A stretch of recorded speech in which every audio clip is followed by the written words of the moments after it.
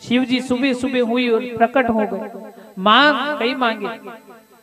जुआरी केवा लगो, भोलेनाथ आप कहती आया, मैंने तो नहीं बुलाया। भोलेनाथ बोले कि तूने शिवरात्रि पे मेरी पूजा करी, पूरी रात मेरे पास रहा, जागरण करी, पूरी रात में कुछ नहीं खाया, व्रत भी हो गया, तो तू जो मांगेगा वो मिलेगा। बलि ने देखियो कि भाई वना भक्ति करे घणो मलियो। मैंने शिव जी थी बुलाया कोनी ने, शिव जी आइया तो मौके का फायदा उठाओ। भोलेनाथ जो मांगुआ वो देना पड़ेगा। भोलेनाथ बोले हाँ मांग तो सही। बलि बोला देना अगर है तो नारायण की मुझ पे कृपा हो और 3 लोग 14 भवन का मैं राजा बनूं।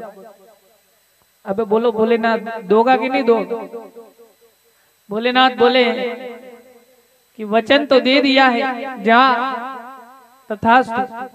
तो नारायण की कृपा भी मिल गई और 3 लोग 14 भवन का राज भी मिल गया। पिछले जन्म का ये फल है। पिछले जन्म की भक्ति अगले जन्म में काम आवे। तो सुखदेव जी महाराज कहते हैं कि बलि राजा की भक्ति पक गई। भक्ति पक जाने के बाद उसे फल मिला। तो ये बलि राजा के उद्धार की कथा है। अब आगे सुखदेव जी महाराज अगली कथा में प्रवेश करते हैं। सुखदेव जी महाराज सुनाते हैं कि सूर्य वंश में जो सूर्य नारायण से चला, जिसका नाम सूर्य वंश पड़ा,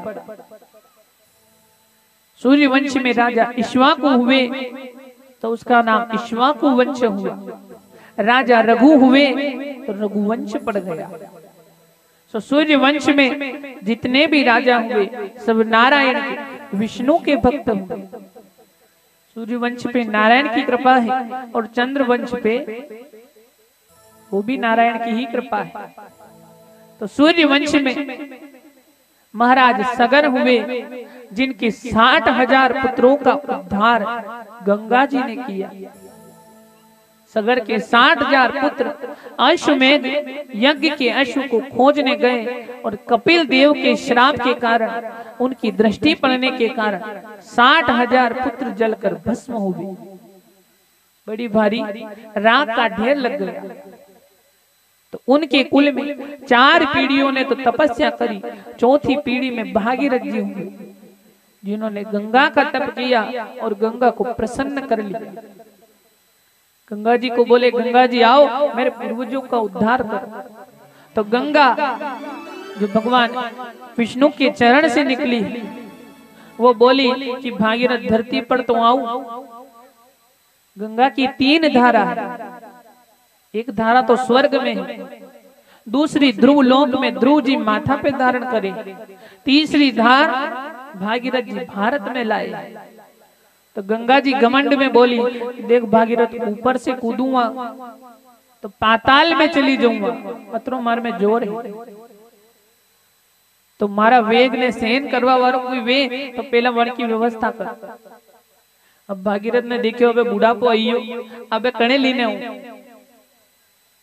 तो भागीरथ जी सभी देवताओं को मनाने की कोशिश करी, तो किसी ने बोला कि सबका चक्कर में मत पड़ो। और सब देवता तो तरह तरह की डिमांड करे, कणके 56 भोग छावे, कणके कई छावे। भोलेनाथ ने मनाओ झट राजी भी जागा। एक लोटा जल चढ़ाओ अतरा में। आजकल सब लोटा जल चढ़ावे, सुबह चढ़ावे शाम को चढ़ावे ने आधी रात में याद आई जा तो आधी रात ही चढ़ेगी। बोले भोलेनाथ ठंडा मरो। तो भी भोलेनाथ कभी बोले कि मार पे जल क्यों चढ़ाए, तो भी राजी। तो भागीरथ जी ने सोचा भोलेनाथ को मनाओ जल्दी राजी भी जा। तो भोलेनाथ को मनाया, क्योंकि भोलेनाथ जल्दी राजी हो जाते। थोड़ी तपस्या करी, शिव जी प्रसन्न हो गए। मांगो, क्या मांगते हो? तो बोले मेरे पूर्वजों का उद्धार करना है, गंगा जी आ रही है, आप उनके वेग को रोक लो। तो शिव ने जटा को बिखेरा और खड़े हो गए। जैसे गंगा जी स्वर्ग से कूदी, शिव की जटा में समा गई। शिव जी की जटा में ही, और शिव जी ने जटा बांध ली। जटा बांधी ने आराम से आसन लगायो ने बैठी। भागीरथ जी आए, महीना 15 दिन तो कहीं नहीं बोले।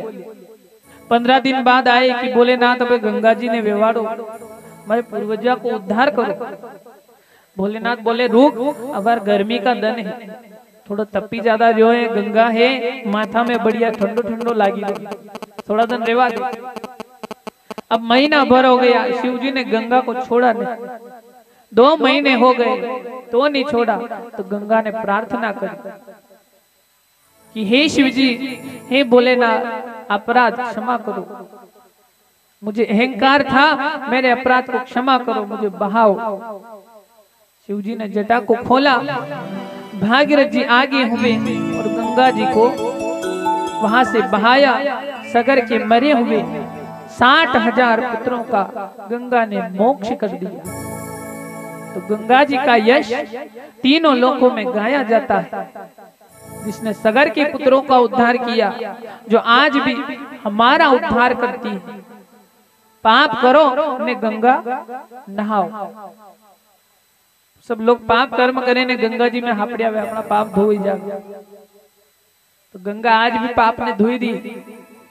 गंगा जी आज भी पाप को धोती है, क्योंकि भगवान के चरण से निकली सारी दुनिया जिसने तारी है, ऐसी गंगा जी को भागीरथ जी पृथ्वी पर ले आए।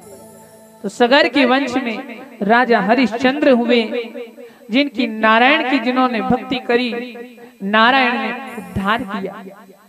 नाभाग और अम्बरीश हुए, जिन्होंने नारायण की ही भक्ति करी, उनका भी उद्धार किया। इसी वंश में राजा अज हुए, जिनके राजा दशरथ का पुत्र हुआ, दशरथ जैसा पुत्र हुआ। और राजा दशरथ ऐसे हुए जिनके यहाँ राम सा पुत्र हुआ। राजा दशरथ की कौशल्या, कैकेयी और सुमित्रा 3 रानियां हैं, जिनके यहाँ सूर्य वंश में नारायण रघुनाथ जी के रूप में अवतार धारण करते हैं। सुखदेव जी महाराज कहते हैं कि राजा दशरथ ने राजसूय पुत्रोष्ठों में यज्ञ करवाया, और यज्ञ के फल स्वरूप नारायण उनके यहाँ अवतार धारण कर आए। दोपहर के समय में, जनी समय सब लोग विश्राम करें, आप भी कई काम दाम करी रहा, खेत में काम करा, और वही समय विश्राम को समय अब बैठी ला, थोड़ा भोजन कर ला, चाय पीला, विश्राम कर ला। तो विश्राम के समय राम जी ने जन्म लिया। मध्य काल अति शीत न धामा, अखिल लोक दायक विश्राम। जिनका नाम लेने से तीनों लोग विश्राम करते हैं, ऐसे भगवान राम जी। पहले राम जी का जन्म हुआ, कैकेयी के यहाँ दूसरा पुत्र हुआ। विश्व भरण पोषण कर जोई, ताकर नाम भरत अस होई। जिनका नाम लेने से विश्व का भरण पोषण होता है, ऐसे भरत जी हुए। सुमित्रा जी के जाके सुमिरन तेरी पुनाशा, नाम शत्रुघ्न वेद प्रकाशा। जिनका नाम लेने से शत्रुओं का नाश हो जाता है, ऐसे लक्ष्मण और शत्रुघ्न का जन्म हुआ। 4 पुत्र राजा दशरथ के यहाँ जन्म लिया, तो प्रसन्न हो गए पूरे नगरवासी मिलकर राम जी के जन्म का उत्सव मनाते हैं। संवरिया सेठ की जय हो, राजाधिराज रामचंद्र जी महाराज की जय हो। लाला जन्म सुनी आई, कौशल्या मैया दे दो बधाई। लाला जन्म सुनी आई, यशोदा मैया दे दो बधाई।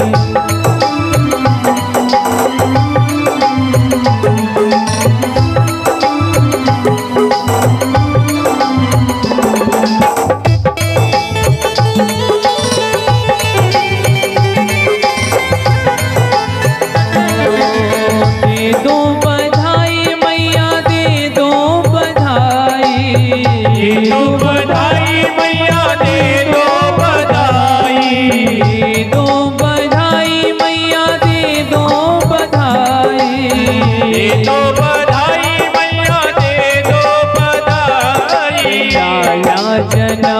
सुनी आई, कौशल्या मैया दे दो बधाई। लाला जन्म सुनी आई, कौशल्या मैया दे दो बधाई।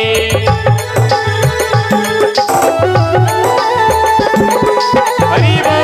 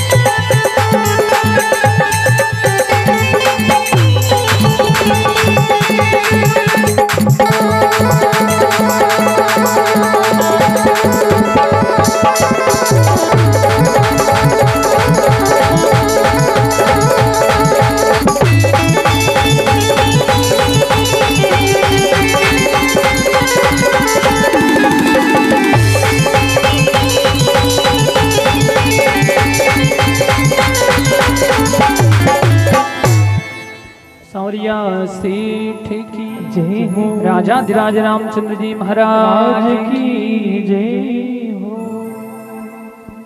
अवधपुरी में राम जी के जन्म का महोत्सव मनाया। तो सुखदेव जी महाराज कहते हैं 1 मास का एक दिन हुआ, 1 महीने का एक दिन हो गया, उत्सव मनाते मनाते, पर किसी को पता नहीं चला, क्योंकि सूर्य के वंश में रघुनाथ जी आए हैं, सूर्य नारायण के वंश में नारायण आए हैं। तो सूर्य देवता एक जगह खड़े होकर दर्शन करने लगे। अब सूर्य नारायण आगे चले तो चंद्रमा को नंबर आवे, सूर्य आगे ना चले तो चंद्रमा का नंबर कैसे आए। तो चंद्रमा बैठे बैठे रोने लगे कि भगवान सूर्य को दर्शन दिया, मुझे दर्शन क्यों नहीं दिया, मेरी क्या गलती। तो सुखदेव जी महाराज कहते हैं कि राम जी ने चंद्रमा से कहा कि तुझे दर्शन नहीं दिया, 1 महीने बाद दर्शन मिला, तो नाराज मत हो। इस जन्म में सूर्य वंश में आया हूं, तू नाराज होता है, अगले जन्म में चंद्र वंश में आऊंगा, अगले जन्म में तेरे वंश में आऊंगा। तो भी चंद्रमा राजी नहीं हुआ। भगवान बोले इस जन्म में मैं दिन में आया हूं, सूर्य को दर्शन दिया, अगले जन्म में रात्रि में आऊंगा, आधी रात में हूं, मतलब जीव धापे वहां तक दर्शन कर दे। तो भी नहीं माना कि नहीं भगवान। तो भगवान कहते हैं कि अब अगर ना माने तो जो भी मेरा नाम लेगा साथ में तेरा भी नाम लेगा। आप ही बोला नहीं रामचंद्र जी, कृष्ण चंद्र जी, तो साथ में चंद्रमा को नाम कि तू नाराज मत हुए, हमारे साथ में भी जा।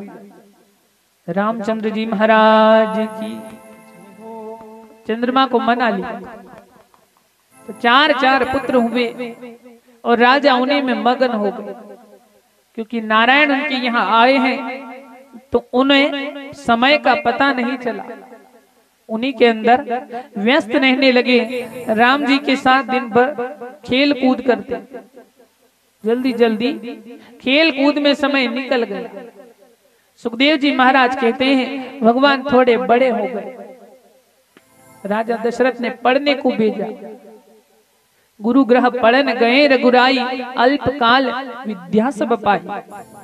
पढ़ाई करने गए, जो सभी विद्याओं के धनी हैं, सारी विद्याएं जिनके अधीन है, उन्होंने थोड़े ही दिनों में, थोड़े ही काल में सब विद्या प्राप्त कर ली। गुरु के यहाँ पढ़े, वापस अयोध्या आ गए। अब अयोध्यापुरी में भगवान आए तो सुखदेव जी महाराज कहते हैं अब भी राजा के साथ भगवान का रहना लिखा नहीं है। विश्वामित्र के यज्ञ में कल मारीच सुबाहु सताए, रावण के भेजे भेजे बड़े बड़े भारी भारी राक्षस यज्ञ में आकर विघ्न करते हैं। विश्वामित्र ने ध्यान लगाया, मेरे यज्ञ की कौन रक्षा करे। नेत्रों को बंद किया और देखा, करतल बाण धनुष अति सोहा, देखत रूप चराचर मोहा। करतलों में बाण, कंधों पर धनुष लिए रघुनाथ जी का दर्शन हुआ। बोले रघुनाथ जी मेरे यज्ञ की रक्षा करेंगे। अयोध्यापुरी में आए और राजा से राम और लक्ष्मण जी को मांगा, दोनों को मेरे साथ भेजो, मेरे यज्ञ की रक्षा करो। तो राजा दशरथ ने विश्वामित्र जी के साथ अपने दोनों पुत्रों को कर दिया। विश्वामित्र जी के साथ चले, वन में जाए ताड़का मारी, गौतम नार अहिल्या तारी। एक बाण से ताड़का का संहार किया और गौतम की नारी अहिल्या का रघुनाथ जी ने अपनी चरण रज से उद्धार कर दिया। तो सुखदेव जी महाराज कहते हैं विश्वामित्र जी के जहां यज्ञ चलता था, द्वार पर बाण लेकर भगवान खड़े हैं। रावण ने राक्षसों को भेजा तो बिना फल के बाण चलाया, एक बाण लगाया और 100 कोस दूर जाकर गिरे। अपनी माया ऐसी रचाई, हर दूषण की सेना पर प्रभु राम ने मोहिनी अस्त्र चलायो। राम ही राम दिखे सब ओर, कोई न राम के सन्मुख आयो। बिना फल के बाणों से ही 100 कोस दूर कर दिया। विश्वामित्र के यज्ञ की रक्षा कर। अब भगवान कुछ दिन विश्वामित्र जी की सेवा करी, थोड़ा समय और निकला और राजा जनक के यहाँ स्वयंवर है, माता जानकी का स्वयंवर का बुलावा आया। तो सुखदेव जी महाराज कहते हैं कि विश्वामित्र जी स्वयंवर में जाते हैं और योग मिला, राम जी और लक्ष्मण जी को भी साथ ले गए। संध्या के समय स्वागत सत्कार किया, राम जी और लक्ष्मण जी का दर्शन किया तो जनक जी महाराज दर्शन कर परम वैरागी हो गए। राजा जनक सबसे बड़े वैरागी हैं, वो भगवान का नाम सुनते, दर्शन करते तो उसी में खो जाते हैं, भगवान की कथा सुनने जाते तो उसमें मगन हो जाते। यूं नहीं कि अपनी कथा में बैठा, आधी कथा सुनी, आधी में मन घरे चली, 3 बजे बाद घरे जमवा, घरे जईने मारे यो काम करनो बाकी पड़्यो, काम भी करनो, तो मन घर चला गया, मन भटकतो ज फिरे, एक जगह रुके कोनी। थोड़ी बहुत कथा अपना ने सुनी, अणी कांति उणागा दूसरा कांति हाथू हाथ कि महाराज बा की कथा याद रेवा दो। दिमाग में अगर कथा भराई जाएगा तो फिर ये में की बात कौन करेगा, भी तो करनी बाकी है। तो जनक जी जैसे वैरागी है वैसे हम नहीं है। जनक जी जो राजा थे जनकपुरी में, सतानंद जी महाराज हरि की कथा करने आए। कथा शुरू करने का समय 12 बजे था। अब राजा जनक अगर 3 बजे आए तो कथा 3 बजे शुरू करे, कभी 4 बजे जा तो 4 बजे शुरू करे, बाकी गांव का सब बैठा बैठा खोटी हुई। अब गांव का लोगों ने 1-2 दिन तो कहीं नहीं बोली, फिर बोले कि चलो ये तो बड़ा लोगा की कथा है, अपने काम की नहीं है। राजा नहीं आए तो महाराज तो कथा शुरू ही नहीं करे, आप ही सभी यहाँ कहीं करा आपने तो चालू। तो सतानंद जी ने सबको रोक लिया कि आज को दिन तो कथा उड़ी लो। अब सब कथा पांडाल में बैठे, गांव थोड़ा दूर था, तो माया से गांव में आग लगा दी। जैसे जनकपुरी में आग लगी और खबर आई पांडाल में कि अपने गांव में आग लगी है, 1 जावे 2 जावे 3 जावे, पूरा गांव उठी ने अपने अपने घरे, पेटी में मारे पैसा पड़िया न कटे, ऐसी में पया भरी जावे, रकम भी पड़ी है, वही जली ने भस्म भी जागा। यह कथा तो महाराज बाद में होना, अपने अपने घरे चलिए। सभी गांव में चले गए, गांव में जाकर देखा तो आग नजर नहीं आई, सब वैसा का वैसा है। वापस आए तो कथा वैसी की वैसी चल रही है। सामने जनक जी महाराज बैठे हैं, जनक जी कथा सुनी रहा है, वह वादी लगी ना आग लगी, कई मनाने मालूम को कथा में मगन है। तो सतानंद जी बोले कि इसलिए मैं राजा के लिए 3 बजे तक रुकता था, कहा कि ईच मन लगे ना कथा होने, आप सबको मन तो घरे है, घरे वादी लगी ना घरे दौड़ी, आपको मन कथा में नहीं है। तो जनक जी इतने बड़े वैरागी कि भगवान का नाम सुनते, दर्शन करते तो मगन हो जाते। भगवान का दर्शन किया, मगन हो गए। स्वयं वर में स्वयं भगवान पधारे। अब सबकी इच्छा है कि राम जी ही जानकी से विवाह करें। राम जी बार बार यहाँ आवेगा तो दर्शन भी अपना ने मली जाएगा, अपना ने स्वयं नहीं जाना पड़ेगा। तो दूसरे दिन स्वयं वर, बड़े बड़े राजा दिग्गज महाराजा आए, सभी को जनक जी ने बुलाया। जो शिव धनुष को उठाकर प्रत्यंचा चढ़ाए उसी के साथ जानकी का विवाह करूंगा, ये जनक जी की प्रतिज्ञा है। अब आसन से एक उठा, धीरे धीरे धनुष के पास गया। पहला तो धनुष देखियो, देखवा में सो नजर आवे कि बिल्कुल हल्को है। बार उठाई, एक हाथ से उठाया, नहीं उठा, दोनों हाथ लगाए, फिर नहीं उठा, पूरे शरीर का जोर लगाया, धनुष हिला नहीं पाया। तो चुपचाप अपने आसन पे बैठ गया।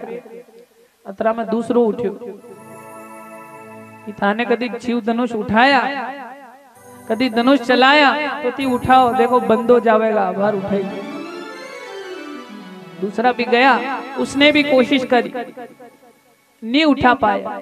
एक एक बार सबका नंबर आया। जब किसी से नहीं उठा तो 20-20 योद्धा एक साथ मिलकर धनुष उठाने लगे, एक साथ मिलकर उसे उठाने लगे।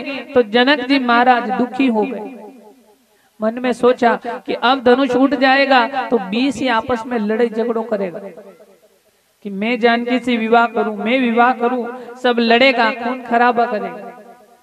तो जनक जी दुखी हुए, अश्रु निकल गए, बोले मुझे क्या पता, नहीं तो मैं ऐसा प्रण नहीं करता। मुझे क्या पता कि पृथ्वी वीरों से हीन हो गई। तो राम जी तो वसाज बैठा ने, लक्ष्मण जी ने क्रोध ही। लक्ष्मण जी उठे, जनक जी से बहस करने लगे कि महाराज, जिस सभा में हम रघुवंशियों में से एक भी बैठा हो, वहां आपका ये कहना उचित नहीं है। ये धनुष तो बहुत छोटी सी बात है, आप बोलो तो पृथ्वी को गेंद की तरह उठाओ, आपके चरणों में समर्पित कर दूं। रघुनाथ जी आज्ञा दे तो चंद्रमा को निचोड़ दूं, अमृत निकाल दूं और महाराज आपको पिला दूं। ये तुम्हारे ऊपर थी आर्डर नहीं आयो, एने तकदीर नहीं लागी। राम जी ने इशारो कर्यो, बार चुपचाप बैठी जा, यदि परशुराम जी आवेगा वनाती करजे मगज मारी, अना के माथे मत आ। जनक जी पहले से दुखी,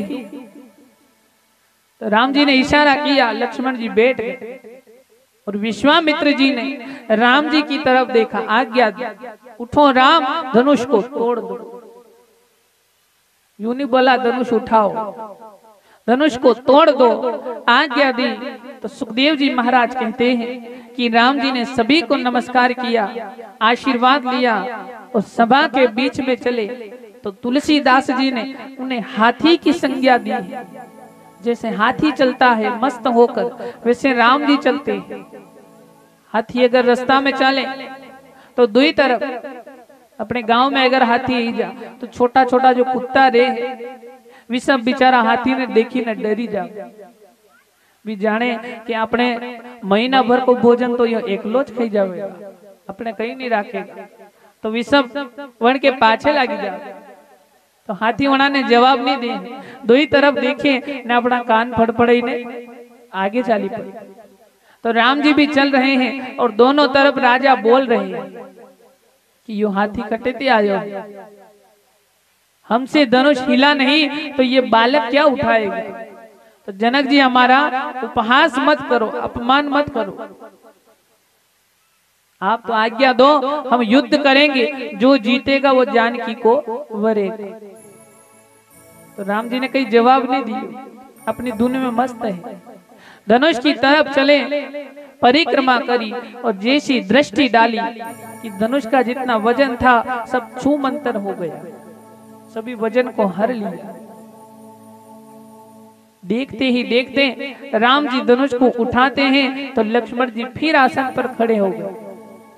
विश्वामित्र जी बोले, अबे काय के लिए उठ्यो है कि गुरुजी राम जी धनुष ने उठावेगा, कटैया पृथ्वी ऊंधी नहीं विजा, धरती पलटी नहीं खाई जा, आणि बोले मारा पग थी अने दबाई रू, कटे ऊंधी विजागा। शेष नाग का अवतार है, पावर घणो है, तो पैर से पृथ्वी को दबाने लगे। राम जी ने धनुष को उठाया, प्रत्यंचा चढ़ाई और धनुष को तोड़ दिया। गोपाल कृष्ण भगवान की, राजाधिराज रामचंद्र जी महाराज की जय हो। तो धनुष को तोड़ा, जानकी जी वरमाला लेकर आई, राम जी को वरमाला दी, एक दूसरे को माला डाल दी है। तो राम जी बड़े हैं, जानकी जी की हाइट कम है, छोटी है। राम जी ने तो आसानी से पहना दी थी। जानकी जी का नंबर आया तो मन मन में बोली, हे राम, शीश को झुकाओ तो मैं वरमाला डाल।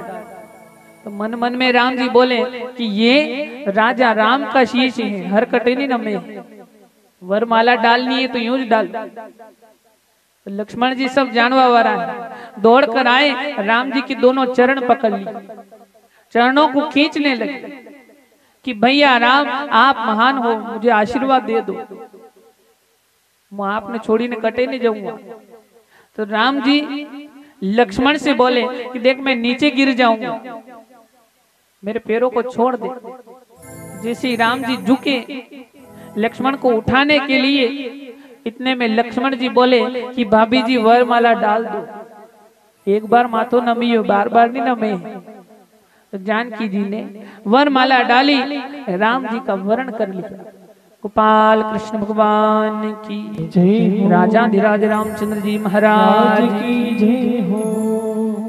सो लगन पत्रिका तैयार करी, अयोध्यापुरी में भिजवाई राजा दशरथ के यहाँ।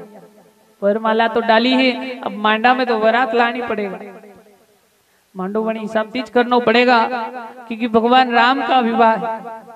तो दशरथ जी ने खबर सुनी, जल्दी जल्दी तैयारी कर ली, बारात को सजाया और जनकपुरी की तरफ बारात चलने लगी। सभी नवत्यारा भी मांडा में ही है, माता लक्ष्मी जी, सरस्वती जी, पार्वती जी सभी आई। पार्वती जी मांडा में आई तो गणेश ने भी साथ में लाई। राजा दशरथ बोले कि सब बारात में जाएंगे तो यहाँ अयोध्या में निगरानी कौन करेगा। पार्वती जी से बोले कि आपकी ये गणेश घणो मोटो है, उनकी हेल्थ ज्यादा है, एक रथ में एकलो माबे अने अटैच रेवा दो ने आप चालो। गणेश जी बोले कि मैं भी साथ चलूंगा, मुझे भी साथ ले चलो।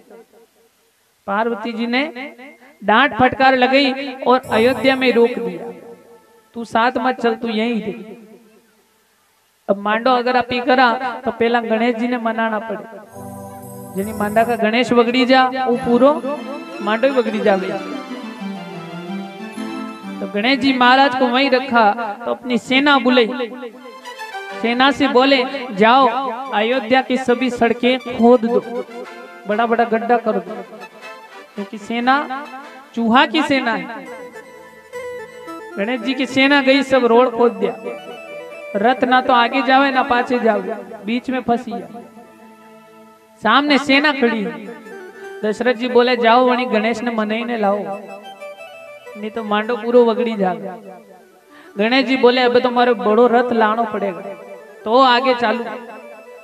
बड़ो रथ मंगायो, गणेश जी रथ में बैठे और बारात लेकर राजा दशरथ जनकपुरी आए। बारात में भरत शत्रुघ्न दोनों को साथ ले आए हैं। राम जी जानकी जी का वरण किया, दोनों का विधि विधान से विवाह कराया। तो राजा जनक ने राजा दशरथ जी से प्रार्थना करी कि महाराज हमारे 3 कन्याएं और हैं और आपके भी 3 पुत्र रत्न और हैं, आप बोलो तो हंडे हंडे मांडो कर दा, अलग अलग खर्चो नहीं करना पड़ेगा। दशरथ जी बोले पूछवा की कई जरूरत है, आप तो आपका ज बालक ही बिठाई दो। तो राम जी के साथ साथ में उनकी तीनों भाइयों लक्ष्मण, भरत, शत्रुघ्न तीनों के विवाह भी संपन्न करवा दिया। सांवरिया सेठ की जय हो। चारों भाइयों को लेकर राजा राम जी अयोध्यापुरी को आ गए। भगवान अवधपुरी में आए, आनंद से रहने लगे। इंद्र देवता ने सोचा भगवान अगर यहाँ राज करेगा तो रावण ने कौन मारेगा, राक्षसों को कौन मारेगा, ऋषियों का उद्धार कौन करेगा। भगवान आप राज मत करो, वनवास में जाओ, वनवास में जाओगे तो ही रावण मरेगा। तो कैकेयी माता के हाथों विधि विधान ने कैकेयी माता के हाथों राम जी को वनवास दिलाया, क्योंकि माता कैकेयी सबसे प्रिय, राम जी की सबसे प्रिय माता है। जब राम जी छोटे थे तभी वर ले लिया था कि माता तुम ही मुझे वनवास देना, वरदान दो, तुम ही मुझे वन में भेजना।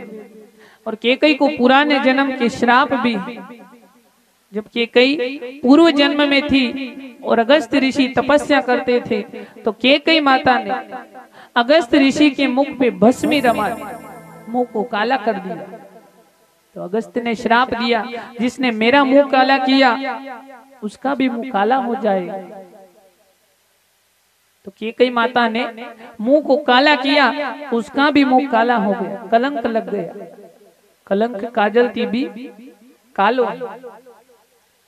फिर केकई ने अगस्त्य की प्रार्थना करी, एक चिमटा ले जाकर उन्हें दिया कि लो महाराज क्षमा करो।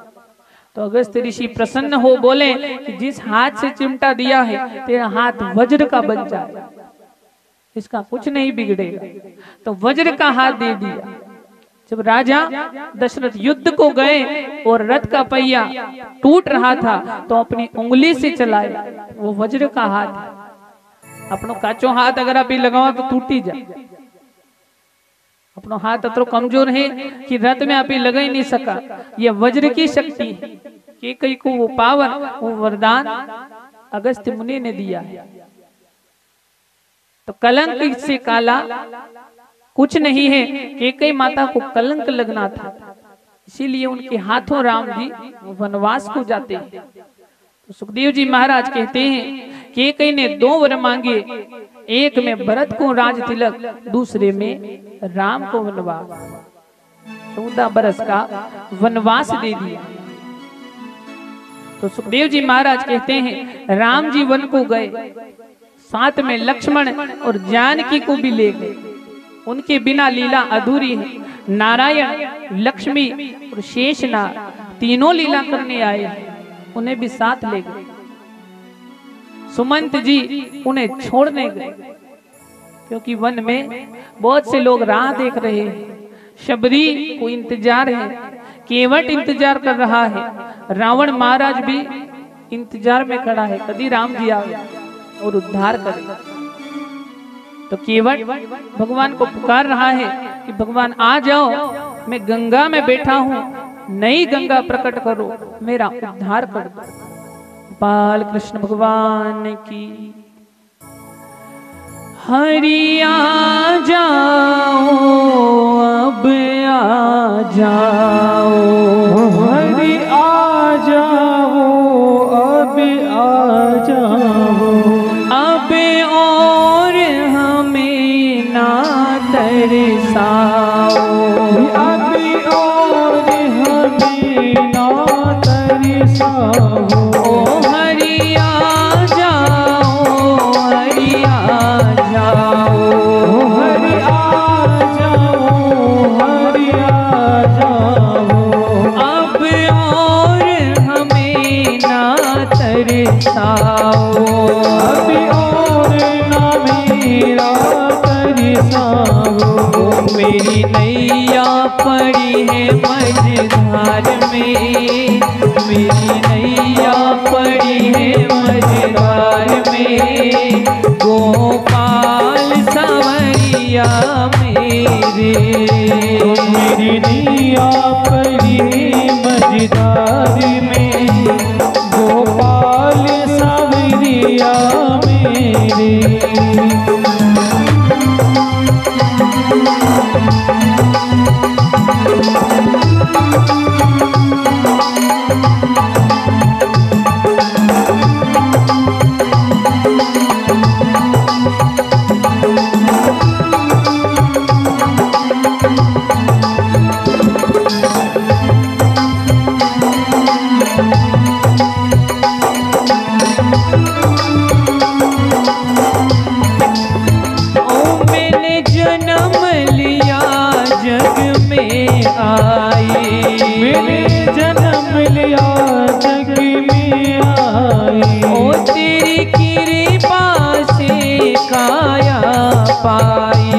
तेरी कृपा से काया पाई। ओ मेरे जन्म मरण के फेरे, ओ मेरे जन्म मरण के फेरे, गोपाल सांवरिया मेरे।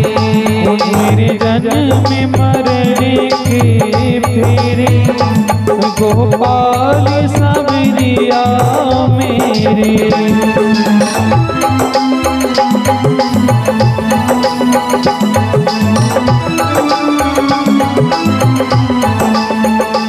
मेरा कोई न सहारा बिन तेरे, गोपाल सांवरिया मेरे।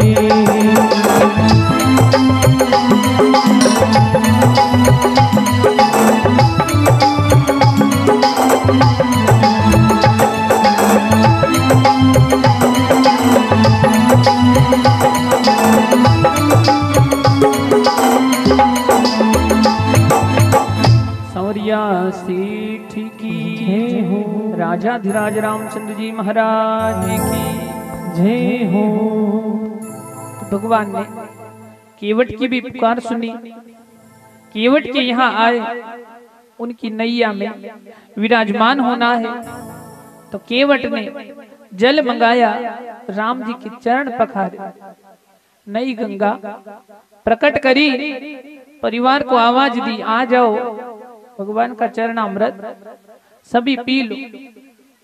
तो राम जी बोले कि चरण धोने की क्या जरूरत है, मैं डायरेक्ट बैठ जाऊं। भगवान शीला पे पांव रखा, स्त्री बना दिया, मेरी नैया को कन्या बना दिया, तो मेरा क्या होगा, पेट कैसे भरूंगा। गंगा में रहकर पाप करता हूँ, भगवान नई गंगा प्रकट करी, आपके चरणों का जल नई गंगा है। ये गंगा तो मेली हो गई, इसी में पाप करता हूँ, नई गंगा से हमारा उद्धार होगा।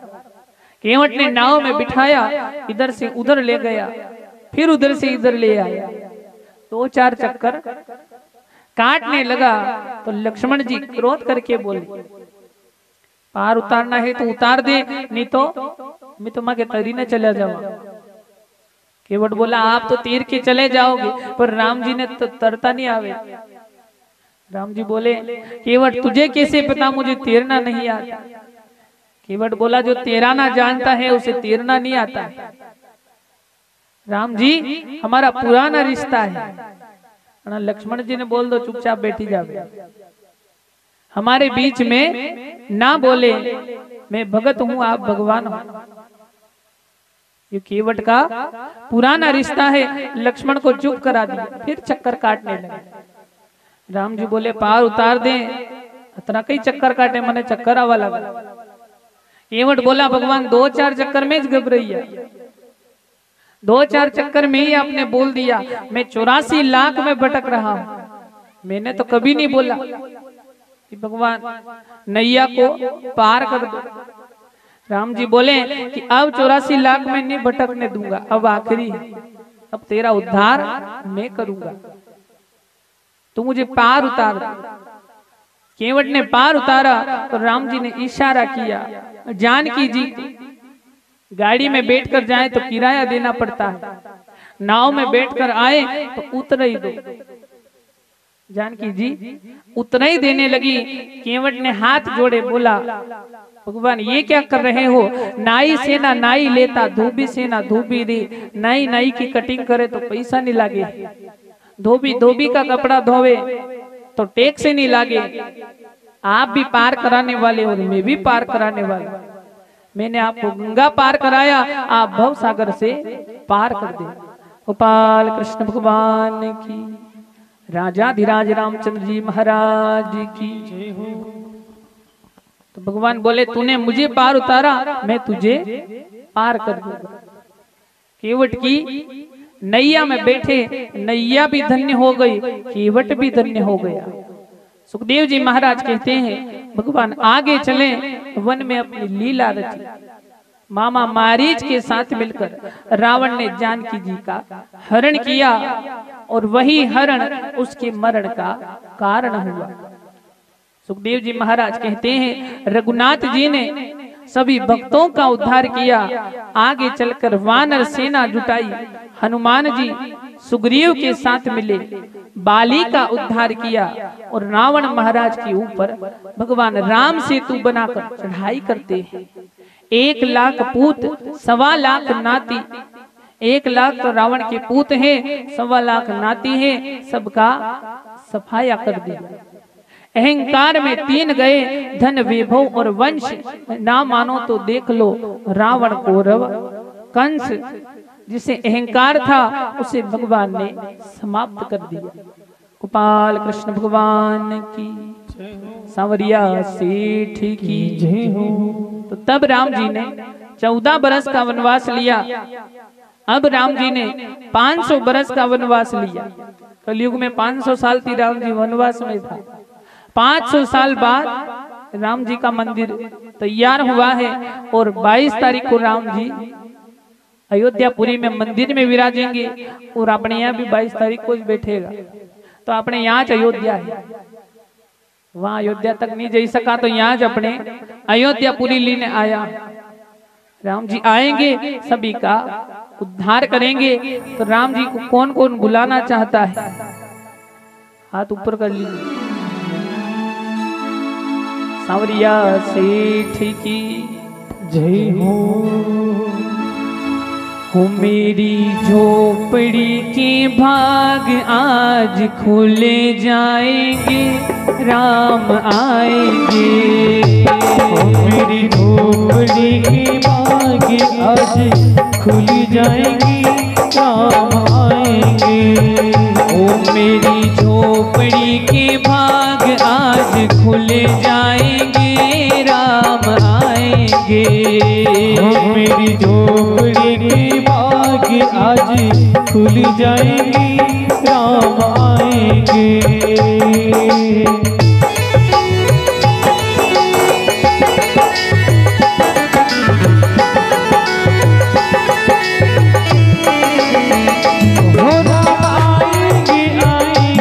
राम आएंगे, ओ राम आएंगे, आएंगे राम आएंगे। ओ राम आएंगे, आएंगे राम आएंगे। राम आएंगे, आएंगे राम आएंगे। मेरी झोपड़ी की बाग आज खुल जाएगी, राम आएंगे।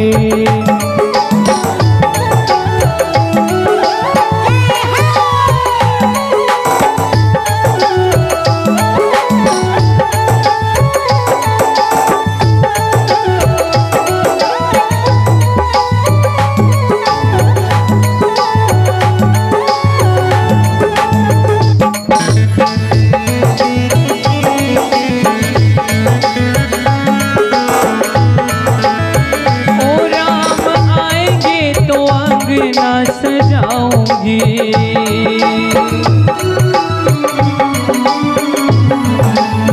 ओ राम आएंगे तो अंगना सजाऊंगी। ओ राम आएंगे तो अंगना सजाऊंगी। ओ दीप जला के दिवाली में मनाऊंगी। ओ दीप जला के दिवाली में मनाऊंगी। ओ मेरे जीवन के सब दुख मिट जाएंगे, राम